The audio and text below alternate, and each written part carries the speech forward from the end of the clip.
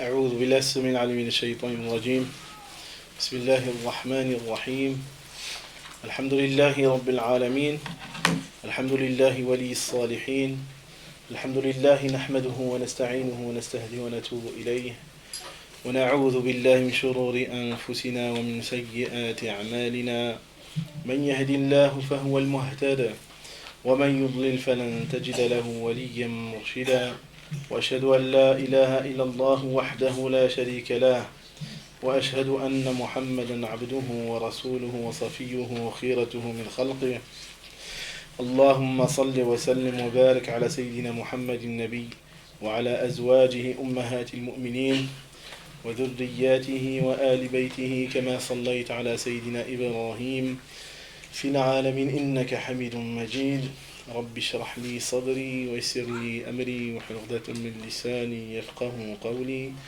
سبحانك لا علم لنا إلا ما علمتنا إنك أنت العليم الحكيم سبحانك لا فهم لنا إلا ما فهمتنا إنك أنت الجواد الكريم ولا حول ولا قوة إلا بالله العلي العظيم أما بعد السلام عليكم ورحمة الله وبركاته.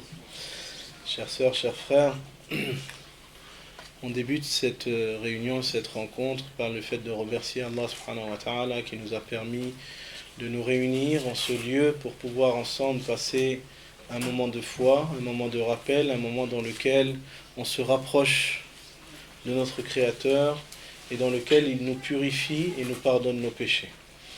On remercie Allah Azza wa Jal parce qu'il a fait de ces moments des moments qui sont des occasions pour recevoir une grande récompense de sa part. Il suffit de s'arrêter sur le hadith que l'on connaît tous, dans lequel le prophète sallallahu alayhi wa sallam nous dit مَجْتَمَعَ قَوْمٌ فِي بَيْتٍ مِّن بُيُوتِ اللَّهِ يَتْلُونَ كِتَابَ اللَّهِ وَيَتَدَارَسُونَهُ بَيْنَهُم إِلَّا نَزَّلَتْ عَلَيْهِمُ السَّكِينَةُ وَغَشِيَتْهُمُ الرَّحْمَةُ وَحَفَّتْهُمُ الْمَلَائِكَةُ وَذَكَرَهُمُ اللَّهُ فِي مَنْ عِندَهُ.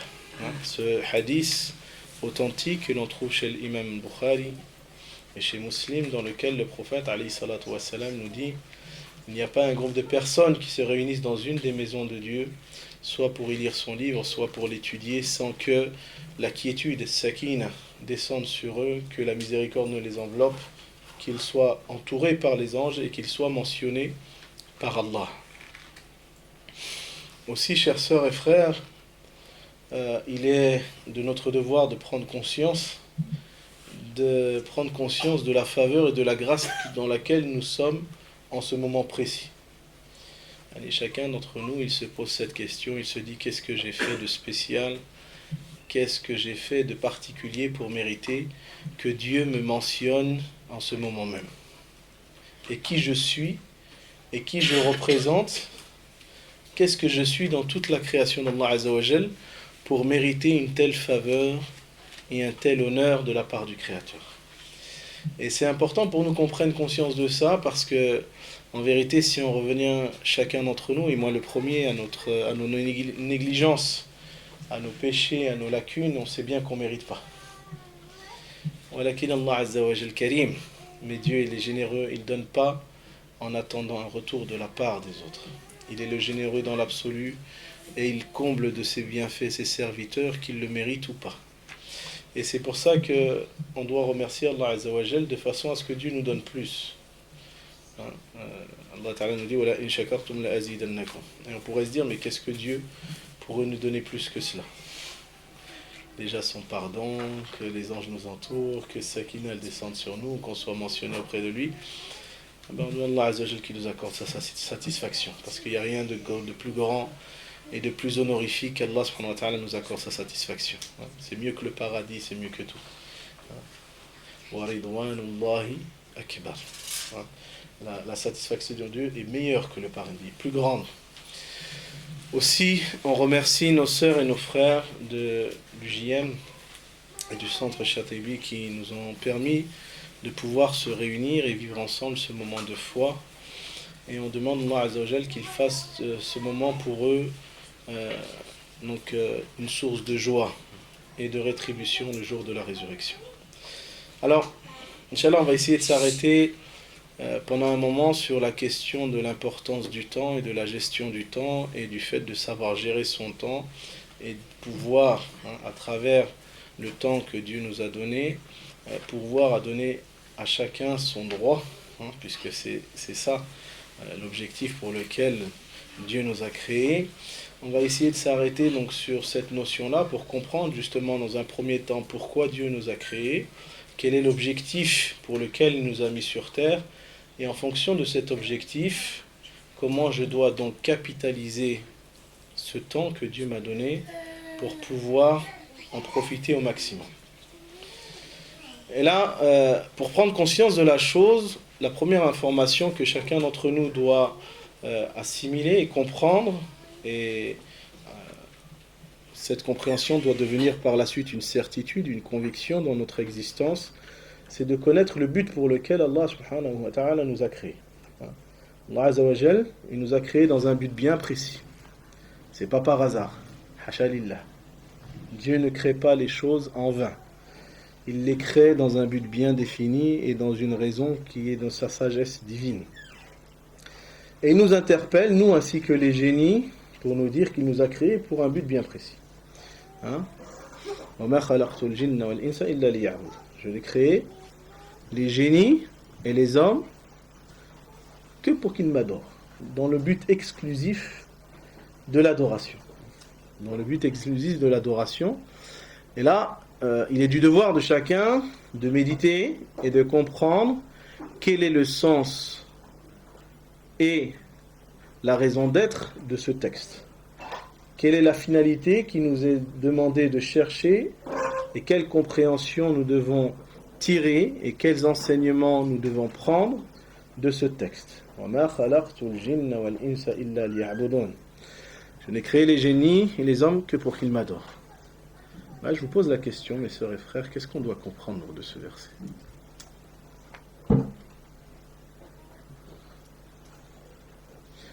Ce Coran, Allah subhanahu wa ta'ala nous a demandé de le lire pour le méditer, pas juste pour le réciter. Allah ta'ala nous invite à cette méditation. Il dit, pourquoi ne médite-t-il pas le Coran ? Ou ont-ils des cadenas sur le cœur ? Donc ce Coran, il a été révélé pour qu'on le médite et qu'on se rappelle.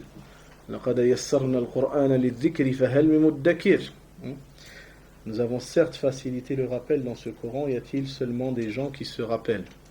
Et donc Allah Azza wa Jalla nous interpelle dans ce Coran. C'est pas pour nous faire la lecture seulement, mais c'est parce qu'il nous interpelle chacun d'entre nous à savoir, tous autant que nous sommes. Alors quand Dieu nous dit je n'ai créé les génies et les hommes que pour qu'ils m'adorent, qu'est-ce que ça veut dire ? Dites-moi, mes sœurs, mes frères, moi j'ai envie d'apprendre, donc je suis venu pour apprendre. J'attends qu'on me le dise.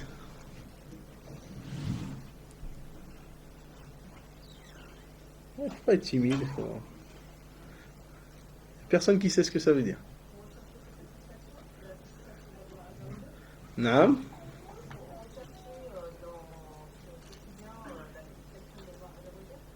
Ça c'est un des buts, effectivement.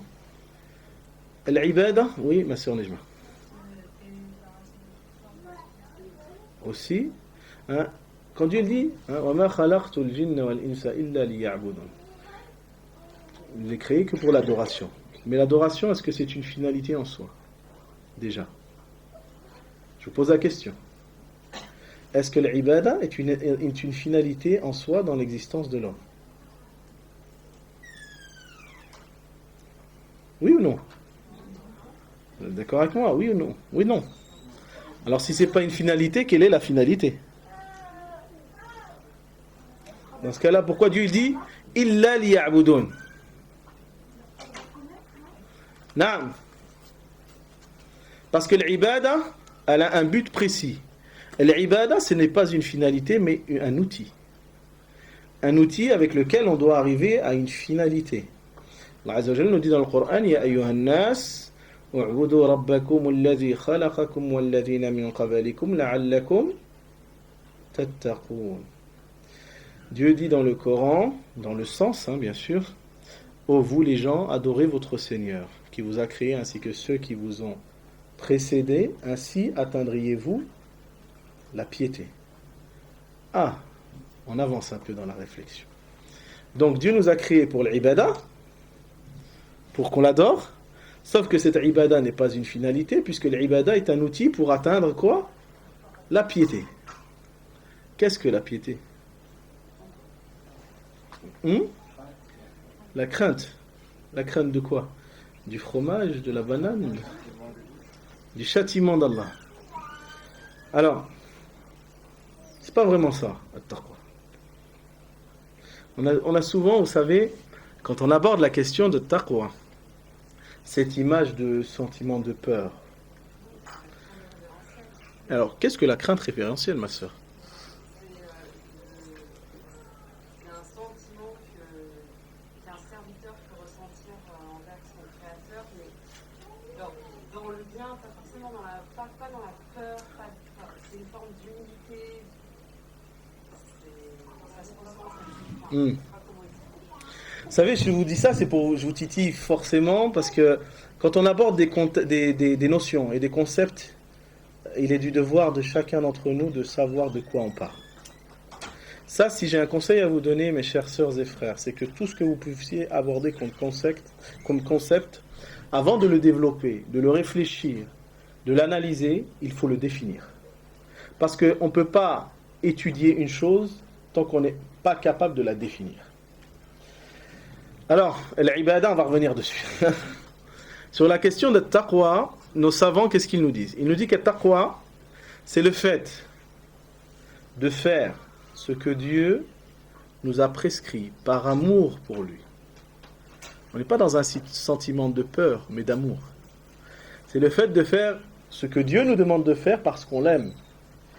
Et c'est en même temps le fait de s'abstenir de ses interdits par crainte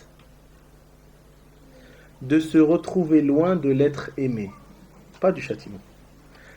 On craint d'être éloigné d'Allah Azza wa Jal si on ne se conforme pas à ce qu'il nous demande de faire. Et là, c'est un rapport tout autre à Dieu. Parce que vous savez, surtout nous, on a grandi, malheureusement, bon, on ne jette pas la pierre sur nos parents parce qu'ils ont fait avec ce qu'ils ont pu, les pauvres. Mais vous savez, on nous a dit, attention, tu vas voir l'enfer, et on nous a fait grandir comme ça avec un Dieu qui punit, un Dieu qui est dur, et puis on ne nous expliquait pas forcément les choses. Et alhamdoulilah, aujourd'hui, Allah subhanahu wa ta'ala nous a permis de grandir dans un contexte qui nous a permis de nous réconcilier avec notre foi, parce qu'on a eu accès à l'instruction et à la connaissance. Et aujourd'hui, il faut que nos générations à nous, apprennent à se réconcilier sur la façon et la méthode avec laquelle on construit notre rapport à Dieu. Ça doit être un sentiment, avant tout un sentiment d'amour. Quand on aime une personne, on fait ce qui lui plaît pour attirer ses faveurs. Et on s'abstient de faire ce qui lui déplaît parce qu'on sait que ça risque de l'éloigner de nous. C'est vrai ou c'est pas vrai? Quand on aime une personne, on lui fait des cadeaux, on l'appelle tous les jours, on prend soin d'elle, on fait en sorte de faire ce qui lui plaît pour attirer ses faveurs. Et on va s'abstenir quand même de lui faire du mal parce qu'on sait que forcément elle va s'éloigner de nous. Le sentiment de taqwa, c'est ce même sentiment d'amour qui nous pousse à nous conformer aux prescriptions divines par son amour, et qui nous éloigne de ces interdits parce qu'on a peur que par ces actes d'interdits, nous nous retrouvions loin de l'être aimé. Et donc l'objectif de l'ibada, c'est de se trouver dans cet état de fait-là, de vivre au quotidien cet amour de Dieu, de sentir sa familiarité, de le connaître, de vivre dans sa proximité. C'est ça l'objectif de l'ibada. L'adoration, elle a été mise en place pour que, comme l'a dit une de nos sœurs, connaître Dieu. Arriver à cette réalité de connaître notre Créateur. Allah subhanahu wa ta'ala, il nous a mis sur terre aussi, à travers justement cette connaissance d'Allah Azza wa Jal, il nous a mis sur terre un objectif à atteindre qui est celui de l'ihsan, de l'excellence, parce qu'en vérité on ne peut le connaître que quand on tend vers l'excellence. Et aussi il a fait de l'objectif de cette vie terrestre un centre d'examen pour savoir lequel d'entre nous sera le plus prompt à se rapprocher de cette connaissance, de s'améliorer, de se purifier pour être le plus proche d'Allah Azza wa Jal. Allah Ta'ala nous dit que c'est pour ça qu'il a créé la mort et la vie. الذي خلق الموت والحياة ليبلوكم أيكم أحسن عملا. C'est lui qui a créé la mort ainsi que la vie, afin de savoir lequel d'entre vous agira pour le mieux. Donc, à partir de là, on doit faire un constat. Allah Azza wa Jal, il attend de ma part à ce que j'apprenne à le connaître. Et il m'a mis sur terre un temps fixé qui est limité par le jour où je viens au monde jusqu'au jour où je retournerai auprès de mon Seigneur pour justement arriver à cette réalité-là. Donc Allah Azza wa Jal, il donne à chacun d'entre nous un capital de temps pour atteindre cet objectif ultime de connaître son Seigneur. Et celui qui ne connaît pas son Seigneur dans ce bas monde, comment pourrait-il trouver la proximité dans la vie dernière? Donc c'est une notion importante. C'est une affaire qui nous concerne, qui est des plus graves. Parce que c'est elle qui va déterminer notre place auprès de Dieu après la mort. Et donc, si Allah Azza wa Jal m'a donné un laps de temps avec lequel je dois essayer de me purifier, avec lequel je dois essayer de connaître mon Seigneur, j'ai tout intérêt à donner à cette question de temps une essentialité particulière. Pourquoi? Parce que ce temps qu'Allah Azza wa Jal nous a donné à chacun d'entre nous, chères sœurs et frères, c'est un temps qui va définir soit ma réussite dans ce bas monde et dans l'autre, soit ma perdition. Et cette question de temps, elle est tellement importante qu'Allah Azza wa Jal, il jure plusieurs fois dans le Coran, jusqu'à 15 fois, sur des choses qui sont liées au temps et à l'heure. 15 fois dans le Coran, Allah subhanahu wa ta'ala, il jure sur des notions qui sont liées au temps et à l'heure. Alors, le temps et l'heure, ce sont des notions fondamentales, et au point où Allah subhanahu wa ta'ala, il les a liées à la réussite ou à la perdition de l'homme. Dans Surat Al-Asr, où justement Dieu jure par le temps, il nous dit quoi? Je jure par le temps. Wal-'asri innal insana lafi khusr. Je jure par le temps. Il a lié cette notion de temps à la notion de réussite ou de perdition de l'homme. Je jure par le temps que certes l'homme court à sa perdition. Tous. Excepté une catégorie de gens. إِلَّا الَّذِينَ آمَنُوا وَعَمِلُوا الصَّالِحَاتِ وَتَوَاصَوْا بِالْحَقِّ وَتَوَاصَوْا بِالصَّبْرِ. Allah subhanahu wa ta'ala, il jure par le temps que tout individu court à sa perte, excepté ceux qui croient en Dieu et font les bonnes œuvres et se recommandent mutuellement la droiture, la vérité, et se recommandent mutuellement la persévérance, l'effort, la patience, l'endurance dans la voie d'Allah Azza wa Jal. Alors, pour qu'on prenne conscience de certaines choses, mes sœurs et frères, on va essayer de faire une petite analyse et on va essayer de se mettre face à une réalité qui est la nôtre. Le prophète, alayhi salatu wassalam, nous dit dans un hadith que les gens de sa communauté vivent entre 60 et 70 ans. C'est ce que dit le hadith. On va prendre une moyenne, 65 ans.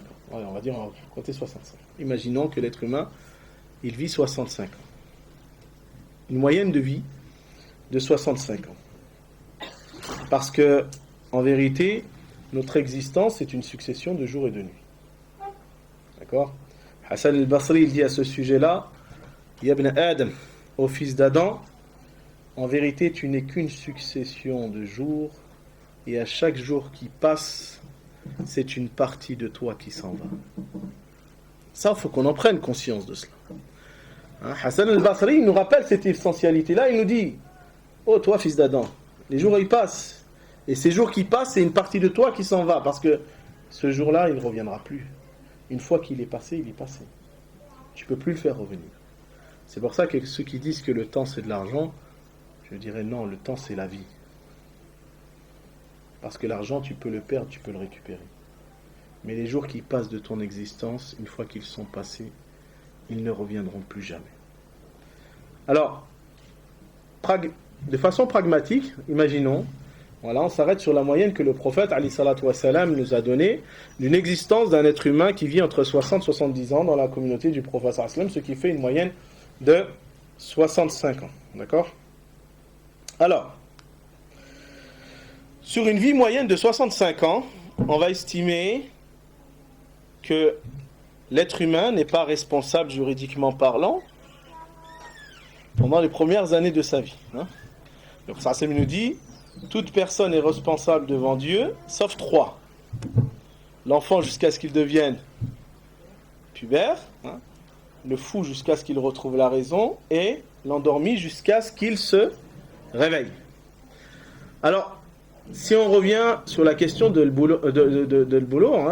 la puberté, cette notion de puberté, bien sûr, c'est une notion qui est définie par une certaine forme de maturité, établie par les écoles de jurisprudence, qui est liée soit à l'âge, mais pas seulement, mais aussi à des signes qui sont établis par la loi. Cette question de maturité, donc, elle varie d'un individu à un autre. Par exemple, chez l'imam Malik, c'est d'un individu à un individu. Il n'y a pas ce qu'on appelle un âge de responsabilité minimum. Chez Malik, ça dépend d'un individu à un autre. Chez le Jumhur, c'est entre 15 et 18 ans. Donc on va prendre le plus bas. On va pas aller jusqu'à 18 ans, mais prenons l'âge de 15 ans. Pour ce qu'on appelle le taklif. C'est cet âge de responsabilité. Ça veut dire que sur 65 ans, si on compte que pendant 15 ans, tu n'es pas responsable, il te reste 50 ans pour œuvrer. Vous êtes d'accord avec moi, les frères ? Puisqu'avant, de toute façon, ça compte pas. Ou bien, si, ça compte, mais tu n'es pas jugé par rapport à ça. Donc, il te reste 50 ans sur 65 ans dans lesquels tu dois faire tes preuves. Jusque-là, ça va. On est d'accord sur le calcul. Alors, sur ces 50 ans que tu as et qui te restent, d'après une étude sérieuse, sur ces 50 ans qui nous restent, on va passer le tiers de ces 50 ans à dormir. Le tiers de 50, ça nous fait combien ? 16 ans et demi à peu près. Donc sur ces 50 ans qui nous restent, vous retirez encore 16 ans et demi dans lesquels vous passez votre temps à dormir. Il nous reste combien ? 33 ans et demi. Donc sur 65 ans, juste sur le fait d'enlever la période où nous ne sommes pas responsables juridiquement parlant, et le temps que nous passons à dormir pour quelqu'un qui dort un sommeil normal de 8 heures, il nous reste 33 ans et demi pour agir. Sur ces 33 ans et demi, en moyenne, on va passer, ou du moins sur ces 65 ans, on va passer en moyenne 40 ans de notre vie à travailler 8 heures par jour, sur un certain nombre d'années. Le temps qu'on passe au travail correspond à 13 ans. Donc sur ces 65 ans, on a dit qu'il ne nous restait plus que 50, puisqu'on enlève le sommeil, il nous reste 33 ans et demi. Et si on enlève ces 13 ans, il nous reste combien ? 20 ans et demi. Il nous reste 20 ans dans notre capital vie, dans lequel on doit prouver à Dieu qu'on veut la récompense. Mais ça ne s'arrête pas là. Toujours d'après une étude sérieuse, il est dit que l'être humain, dans sa vie en moyenne, il passe à peu près, durant toute sa vie, 5 ans et demi à manger. Sur une moyenne de 65 ans, l'homme passe 5 ans et demi à manger. C'est énorme.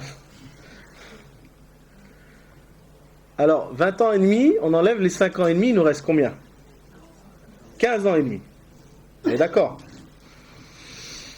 Et, toujours d'après cette étude sérieuse menée par des scientifiques, il nous est dit que durant sa vie, un être humain passe environ 1h30 par jour entre les toilettes et la salle de bain.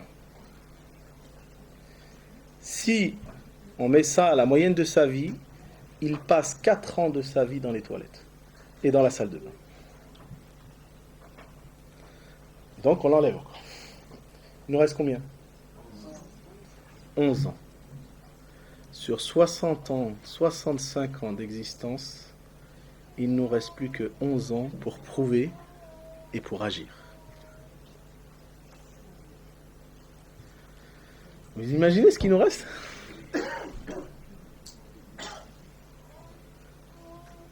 On n'a pas beaucoup de temps en vérité. Nous on pense qu'on a beaucoup de temps et que oh, c'est bon, c'est pas grave, quand je serai marié, je vais me mettre à prier. Et une fois que je suis marié, non, c'est quand j'aurai des enfants. Et une fois que j'ai des enfants, ben non, quand je serai à la retraite. Et les jours ils passent, ils passent, ils passent. Et le temps passe. Sauf que le temps passe, il ne revient pas. Jusqu'à ce qu'on soit à la porte de la mort et qu'on dit Inni tubtul an. C'est trop tard.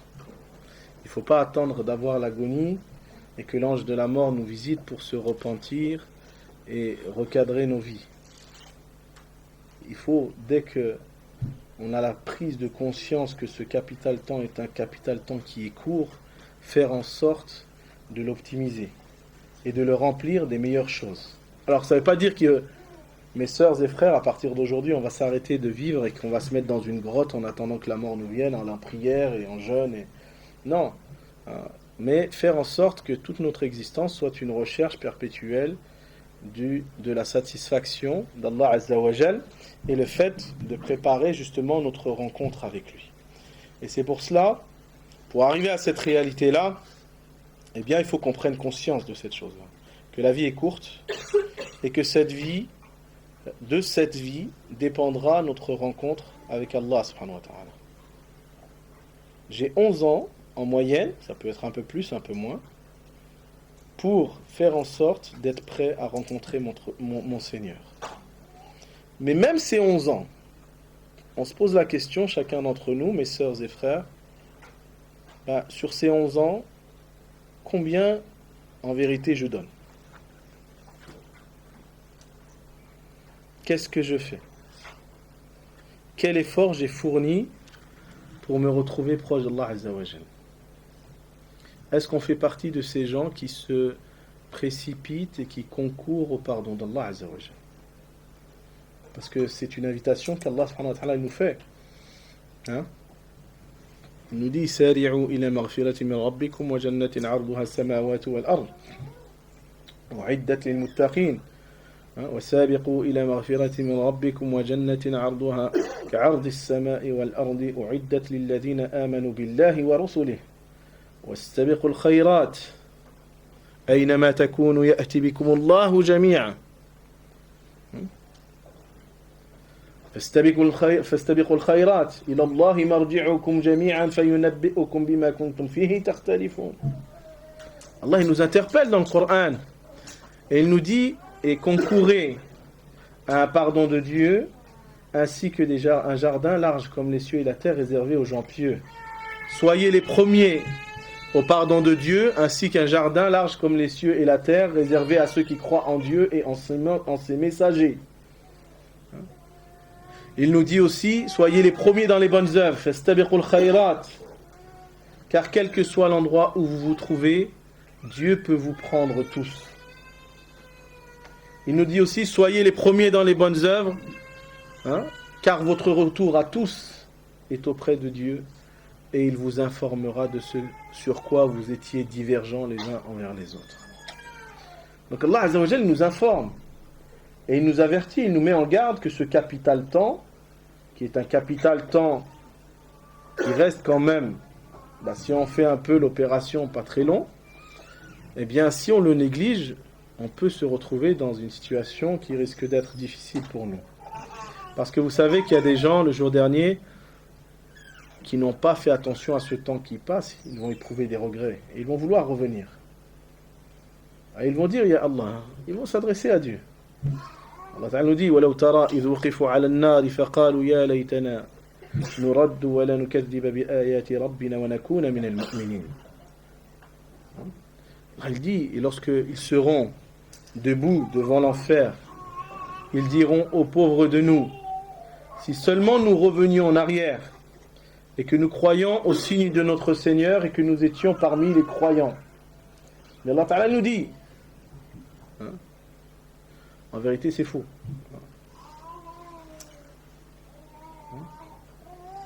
En vérité, ils ont tout simplement caché, ils ont tout simplement aujourd'hui, hein, ils se trouvent dans un état qu'ils ont caché durant leur existence. Hein. Non, en vérité, on leur a fait voir aujourd'hui ce qui leur a été caché auparavant. Donc là, l'yaqin, il est là, il n'y a plus de doute. Je vais revenir maintenant. Mais Allah Ta'ala nous dit quoi?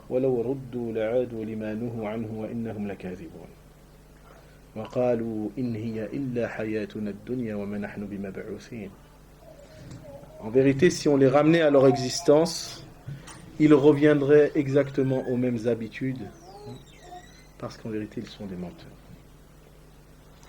Et ils ont dit, hein, en vérité, cette vie n'est qu'une vie terrestre et on ne sera jamais ressuscité auprès d'Allah. Et ce qui nous empêche aujourd'hui de faire en sorte de capitaliser notre temps, de faire en sorte que ce temps soit productif et de remplir, parce que c'est ça qu'il faut, il faut comprendre, c'est que cette vie, al-yawm, huwa rasidun, c'est un, comment traduire ça, Cheikh Mahmoud? Rasid, stock, hein, un endroit pour stocker. Hein. Cette vie d'ici-bas, c'est un endroit où on stocke les choses. Et nous, ce qu'on doit stocker, c'est l'amal salih, les bonnes œuvres, pour qu'on retourne auprès d'Allah Azza wa Jal. Hein? Si j'ai pas de zaad, si j'ai pas de provision, je pourrais pas faire le voyage. Eh bien, ma rencontre avec Dieu, c'est un voyage sans retour. Et pour que ce voyage se passe bien, j'ai intérêt d'avoir des provisions. Et la meilleure des provisions, nous dit Allah Azza wa Jal, c'est at-taqwa, la piété. Donc, il est important pour nous de faire attention parce qu'il ne faut pas qu'on attende d'être un jour où on va regretter et qu'on va dire Allah subhanahu wa ta'ala, hein, lorsque nous viendra justement la mort, hatta idha ja'a ahadahumul maut, qala rabbi irji'un, qala rabbi irji'un, la'alli a'malu salihan fima tarakt. Ô Seigneur, pas qu'on soit de ces gens qui seront devant Allah Azza wa Jal qui diront « Oh Seigneur, permets-moi de revenir sur terre de façon à ce que je fasse ou que j'œuvre, je fasse des choses là où j'ai été négligent, là où j'ai pas donné d'importance. » Mais Allah Ta'ala nous dira ce jour-là. Et on leur dira aussi « Qala kam labistum fil ardi adada sinin » Mais combien de temps êtes-vous restés sur terre? Et ces gens qui ont perdu leur temps, que Dieu nous préserve d'être parmi ces gens-là, ils diront nous sommes restés dans cette vie un jour ou une partie d'un jour. Vous voyez, 65 ans, même ils ont vécu 80, 100 ans, même ceux qui ont vécu 1000 ans à l'époque de Nuh, et bien le jour dernier ils diront Allah, nous avons vécu un jour ou une partie d'un jour. C'est-à-dire que, quel que soit le temps que tu vis, ça n'a aucune valeur avec ce qui nous attend dans l'akhirah, qui est la vie éternelle. Hein, s'il y a des mathématiciens chez nous, des scientifiques, dans cette salle, on sait très bien que n'importe quel chiffre qui est mis en rapport à l'infini, c'est égal à quoi? Un chiffre qui est en rapport à l'infini, ça donne quoi? Zéro. Tu peux même mettre 1 million. Tu le mets en rapport à l'infini, c'est égal à 0. Même tu vis 1 million d'années, ça vaut rien par rapport à la vie dernière. Et c'est pour ça que le Prophète dit que cette vie d'ici-bas par rapport à la vie dernière, c'est comme si on réunissait tous les océans et qu'on trempe son doigt à l'intérieur. Et la petite goutte qui pend de notre doigt, quand on aura sorti le doigt de l'eau, c'est ça la vie d'ici-bas par rapport à la vie dernière. Est-ce qu'une goutte, si on l'enlève de l'océan, ça diminue l'océan ? Alors mes sœurs et frères, la vraie question qu'on doit se poser les uns les autres, c'est est-ce que je suis prêt à sacrifier une éternité pour une goutte d'eau? Est-ce que je suis prêt à... Tu veux que je te sers? Ah, bah, Alors, la vraie question, c'est ça, c'est de se dire, est-ce que, voilà, je suis prêt. Voilà,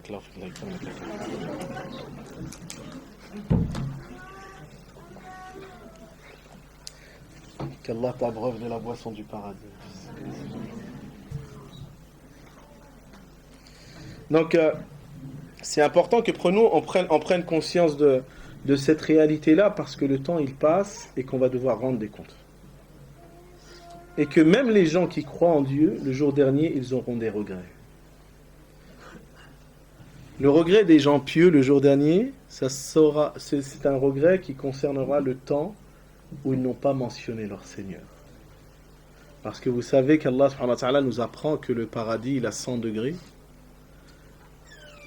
Et qu'entre chaque degré, c'est la distance entre les cieux et la terre. Et vous savez que le plus haut des degrés, c'est le Firdaus al-A'la. Et que se trouvera au-dessus de ce Firdaus le Maqam al-Mahmoud, qui est réservé au prophète, alayhi salatu wassalam. Et au-dessus, il y aura l'Arsh, le trône d'Allah Azza wa Jal. Mais on sait aussi que ceux qui sont dans des degrés moindres ne pourront pas monter. Imaginez-vous, mes frères et sœurs, toute votre vie, vous croyez en Dieu, vous croyez au prophète sallam, vous aimez le prophète sallam, et que vient la mort, vous retournez vers Dieu, et même si vous êtes au paradis, vous ne pouvez pas voir le prophète. Qu'il y a 100 degrés qui vous séparent de lui.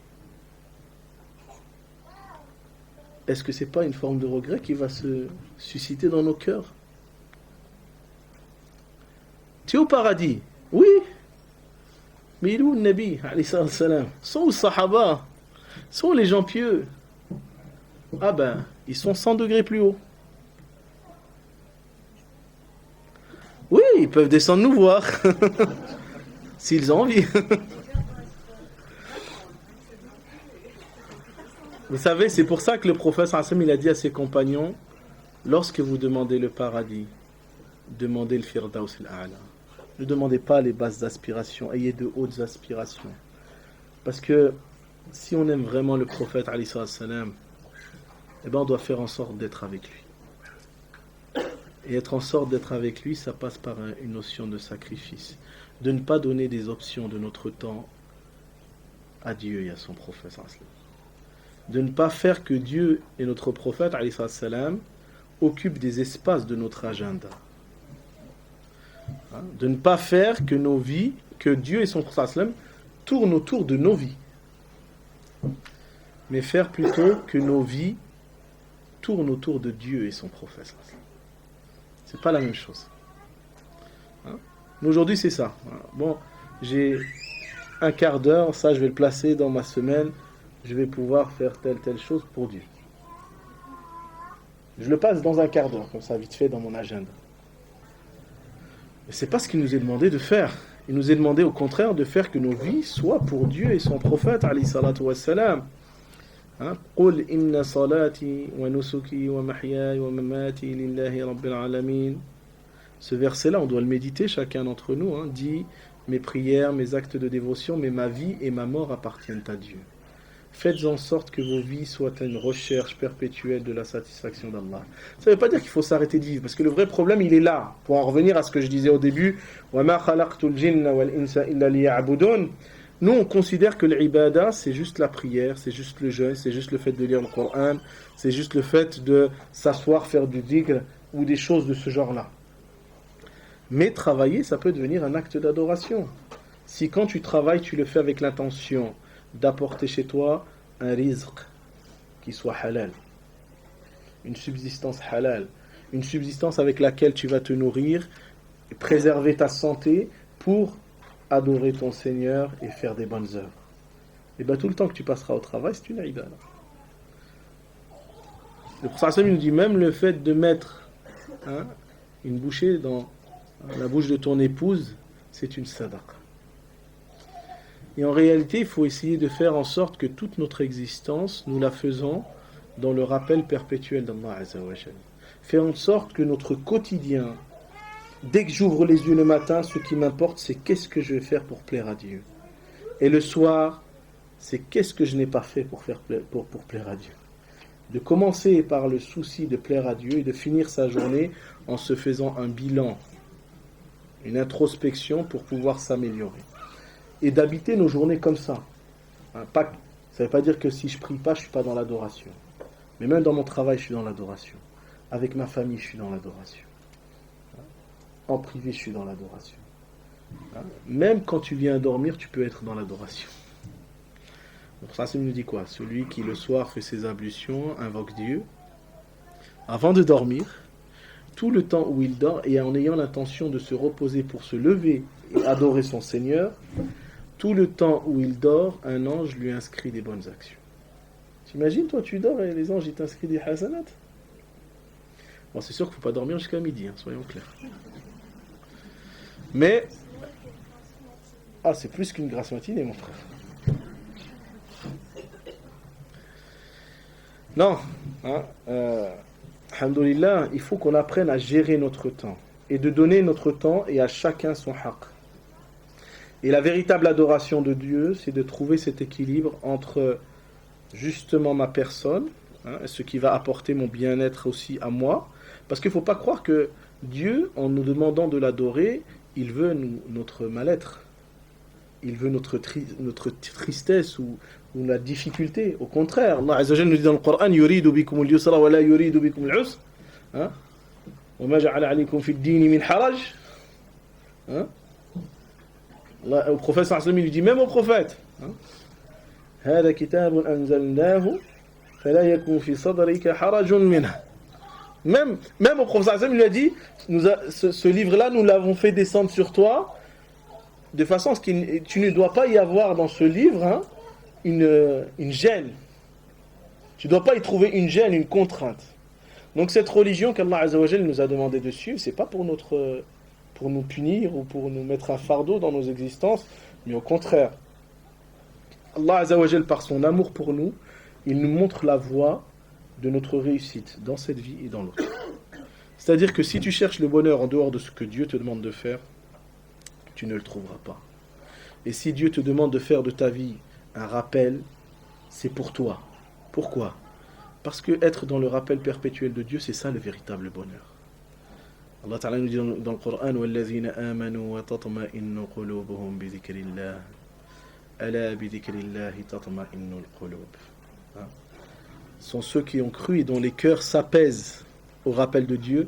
N'est-ce pas que le rappel de Dieu apaise les cœurs? C'est pas autre chose. Combien il y a des gens, ils ont de l'argent, ils ne sont jamais apaisés. Il a tout ce qu'il veut, il n'est pas apaisé. Et à la fin, même, des fois, il se suicide, carrément. Et tu vas trouver des gens qui n'ont pas d'argent, qui sont très simples, qui vivent dans des endroits très, très modestes, mais qui sont des gens qui sont riches, qui possèdent la vraie richesse. La richesse de vivre dans la familiarité d'Allah Azza wa Jalla. Vous savez, l'année dernière, un frère m'a raconté une histoire. Il avait rencontré une dame qui avait été sa nounou quand il était petit. Et cette dame, c'était une femme très pieuse. Elle vivait au Maroc. Elle vit toujours au Maroc. Et lorsqu'il s'est marié, parce qu'il s'était marié il y a quelques années, il m'expliquait que lorsqu'il s'est marié, cette dame est venue le voir. Et elle lui a offert en cadeau 500 dirhams. 500 dirhams, c'est l'équivalent de 50 euros. Et 500 dirhams, c'est pas rien pour quelqu'un qui donne 500 dirhams. Au Maroc, c'est pas donné à n'importe qui. Vous savez que là-bas, un ouvrier, il touche quelqu'un au SMIC, c'est 2000 dirhams, 200 euros. Donc 50 euros sur 200 euros, c'est pas rien. C'est donner le quart de ce que tu gagnes en termes de revenus. Et ça, je dis, c'est pour quelqu'un qui travaille. Et il lui a dit, écoute, j'aimerais bien te rendre visite pour te remercier de ce cadeau. J'aimerais bien te rendre visite un jour avec ma nouvelle épouse. Elle lui a dit, oui, il n'y a pas de problème. Elle lui a donné son adresse. Et lui, dans sa tête, il s'est dit, elle m'a donné 500 dirhams. Ça doit être une femme qui doit vivre confortablement. Il est allé chez elle. Il est arrivé jusqu'à un endroit où il y avait des écuries. Et il a demandé après à cette dame, on lui a montré la direction où elle habitait. Et puis il est rentré en fait par une porte qui menait à une sorte de box à cheval. Et elle vivait dedans. C'est comme ça qu'elle vivait, cette dame. Dans un box à cheval. Et elle n'a pas hésité à donner 50 euros. Parce que c'était une femme qui trouvait son bonheur ailleurs que dans les choses matérielles. Ça ne veut pas dire aujourd'hui qu'il faut qu'on aille vivre dans les box à chevaux. Hein. C'est pas ce que je suis en train de vous dire. Mais ce que je veux vous dire, il faut qu'on sache mettre des priorités dans notre existence. Aujourd'hui, on est tellement pris par ce bas monde, on est tellement emporté par son courant, son flot, qu'on oublie qu'on va mourir. Et c'est la seule certitude, mes sœurs et frères, dans notre existence, à chacun d'entre nous. On n'a pas une autre certitude que le fait qu'on va mourir tous. Tu ne peux pas dire si tu vas te marier. Tu ne peux pas dire si tu vas avoir des enfants. Tu ne peux pas dire si tu vas réussir socialement. Mais il y a une chose que tu peux dire, certainement, je vais mourir. Et la vraie question qu'on doit se poser, donc, c'est que quand, je ne sais pas, que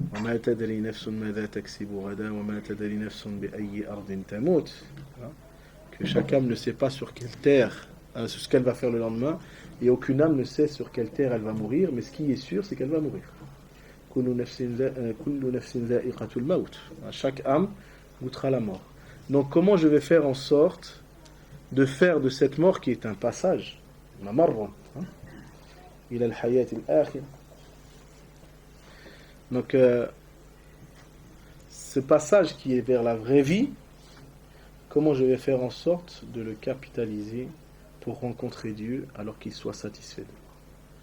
Et il n'est jamais trop tard. Parce que nous on dit, ouais, bah, mince, j'ai 50 ans, j'ai 40 ans, j'ai 60 ans, il me reste. Si je m'en tiens au hadith, il ne me reste pas grand chose, j'ai pas fait grand chose. C'est pas grave, il n'est jamais trop tard. Allah Ta'ala nous dit, قُلْ يَا عِبَادِيَ الَّذِينَ أَسْرَفُوا عَلَىٰ أَنفُسِهِمْ لَا تَقْنَطُوا مِنْ رَحْمَةِ اللَّهِ إِنَّ اللَّهَ يَغْفِرُ الذُّنُوبَ جَمِيعًا. Dis, ô vous mes serviteurs qui avez commis des excès envers vous-même, ne désespérez pas de la miséricorde de Dieu, car Dieu pardonne tous les péchés. Dieu, il pardonne tous les péchés. Quel que soit ce que tu as fait, quelle que soit la grandeur de ta désobéissance, n'oublie pas que tu es un Dieu qui pardonne. Demande pardon. Quelles que soient les années que tu as laissées filer, si tu es encore là, demande pardon. Et fais en sorte, dans ce qu'il te reste de ta vie, de faire justement de cette fin de vie une source de réussite pour toi dans la vie dernière. Et pour arriver à ça, il faut que je me prenne en main. Il faut qu'à un moment je me dise, bon, c'est bien, on a rigolé pendant un moment, mais ça suffit. Maintenant, il va falloir quand même que je prenne en main ma vie et que je me prépare. Parce que ce qui est le pire, c'est de finir sa vie de la mauvaise façon. Qu'Allah subhanahu wa ta'ala nous accorde une belle fin de vie. Et c'est pour ça que le prophète il nous encourage. Il nous encourage à ne pas perdre de temps. Il nous encourage à profiter de ce qu'on a du temps présent. Et il nous dit, notamment dans un hadith authentique que l'on trouve chez le Bukhari et Muslim, hâtez-vous de faire des bonnes œuvres.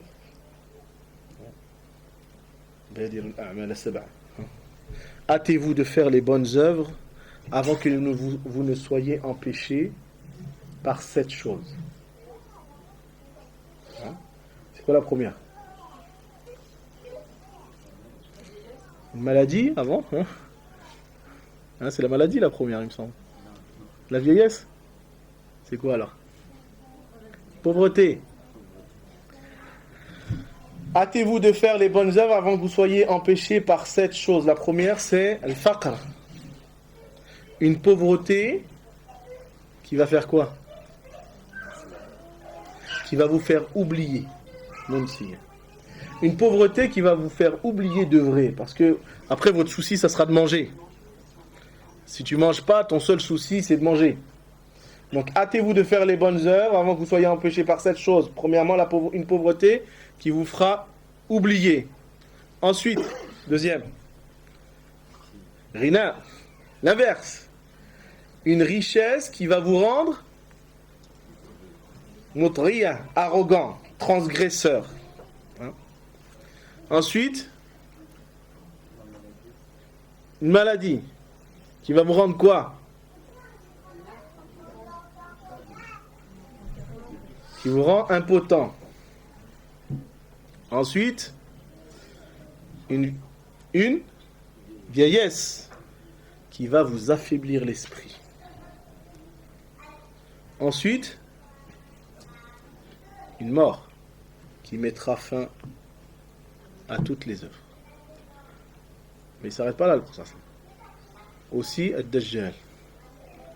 Ainsi que l'Antéchrist, et il nous dit le prophète, et l'Antéchrist, c'est la pire chose hein, qui peut attendre le musulman dans l'avenir. Et il finit en disant was-sa'atu. Et l'heure was-sa'atu adha wa amar. Et l'heure est encore plus dure et plus amère. Donc vous voyez que le prophète alayhi salam, il nous invite à ne pas perdre du temps et à capitaliser ce temps pour qu'on puisse faire en sorte de réussir. Il nous invite à cette réussite-là. Mais pour que nous on puisse concrétiser cette réussite, eh ben, il faut qu'on se donne les moyens d'y arriver. Et pour se donner les moyens, déjà, est-ce que je reste avec les gens qui me rappellent que je vais mourir, que je vais devoir rendre des comptes, et qui m'encouragent et qui me rappellent qu'il faut que j'œuvre? Parce que le prophète nous dit Ar-rajulu ala dini khalili falyanzur ahadukum man yukhalil. L'homme, soit l'homme ou la femme, hein, l'homme a le même degré de religion que son ami intime, donc veuillez à bien choisir vos amis. Choisissez des gens qui vous rappellent que vous allez revenir vers Dieu pour vous accompagner dans vos vies. Choisissez des gens qui vous disent, hein, comme disait un homme pieux, le véritable ami, c'est pas celui qui te fait rire à longueur de journée. Mais le véritable ami, c'est celui qui te rappelle la mort et qui t'aide à te préparer. C'est ça. Parce que c'est sûr, on va mourir un jour. Bon, ça ne veut pas dire qu'il faut qu'on s'arrête de vivre. Ça ne veut pas dire non plus qu'on n'a pas le droit de rigoler. Attention, hein, c'est pas ce que je suis en train de vous dire. Mais c'est important aussi qu'on n'oublie pas qu'on va retourner vers Dieu. Parce que si on ne perd pas de vue cette chose-là, on fera attention à ce qu'on dit. On fera attention à ce qu'on fait. On fera attention même à ce qu'on pense. Et à ce qu'on nourrit comme sentiment. Donc déjà, il faut que je m'entoure de gens qui m'aident à me rapprocher. Regardez, le prophète sallam, c'était le prophète, et Allah subhanahu wa ta'ala lui a demandé de rester avec des gens justement qui lui rappellent cette réalité-là. Tous les vendredis, on lit ce verset. وَاصْبِرْ نَفْسَكَ مَعَ الَّذِينَ يَدْعُونَ رَبَّهُمْ بِالْغَدَاةِ وَالْعَشِيِّ يُرِيدُونَ وَجْهَهُ وَلَا تَعْدُ عَيْنَاكَ عَنْهُمْ تُرِيدُ زِينَةَ الْحَيَاةِ الدُّنْيَا. Dieu nous dit, et fais preuve de patience, résigne-toi avec ceux qui invoquent leur Seigneur matin et soir, désirant sa face. Et ne détourne point ton regard d'eux, cherchant le faux brillant de ce bas monde. Allah, il le recommande à son prophète, le meilleur des hommes, le plus pur, celui qui ne commet pas de péché. Il lui dit, il faut que tu restes avec des gens qui invoquent Dieu matin et soir. Qu'en est-il de nous, mes frères? Qu'en est-il de nous, mes sœurs? On n'est pas le prophète, le prophète, il avait une force spirituelle incroyable, qui lui a permis de recevoir le Coran. Parce que vous croyez que le Coran, c'est n'importe qui peut le recevoir. Allah il nous dit dans le Coran لو أنزلنا هذا القرآن على جبل لرأيته خاشعا متصدعا من خشية الله. Allah il dit si on avait fait descendre ce Coran sur une montagne, elle aurait explosé par crainte d'Allah Azza wa Jal. Elle n'aurait pas pu supporter la lourdeur de ce texte. Et le prophète il l'a porté et il l'a transmis. Et nous on n'a même pas des cœurs. Parce qu'on lit le Coran et ça fait rien. Regardez les montagnes, elles se brisent par le Coran. Et nous, nos cœurs, qu'est-ce qu'ils ont? Comment ils sont quand on lit le Coran? C'est important que nous, on prenne conscience de nos défauts et de nos faiblesses. Et qu'on se mette dans des conditions qui nous permettent de vivre cette réalité avec Allah subhanahu wa ta'ala. Notamment par le fait d'être avec les croyants, avec des hommes et des femmes qui nous permettent de nous sensibiliser, de prendre conscience de notre réalité, que ce bas monde c'est un monde éphémère et que la vraie vie elle est auprès d'Allah Azza wa Jal. Il faut qu'on se prenne en main pour avoir des moments avec Dieu. Combien de temps je passe avec le Coran? Combien de temps je passe avec le dhikr? Combien de temps je passe dans l'invocation, dans le dua? Comment je peux prétendre aimer Dieu alors que je ne passe pas du temps avec lui? Alors que le prophète nous dit, lorsque l'un d'entre vous veut que Dieu lui parle, qu'il lise le Coran. Et s'il veut parler à Dieu, alors qu'il prie. Ben combien de temps je passe dans ma prière? Combien de temps je passe avec le livre d'Allah Azza wa Jal? Combien de temps je pense au prophète alayhi salatu wa salam? Parce que rien que ça peut nous aider. Nous, on pense que faut absolument faire des choses extraordinaires. Mais déjà, quelle importance on donne au prophète? Un homme est venu le voir et il lui a dit Mata sa'a, quand est-ce que l'heure? Ya Rasulallah.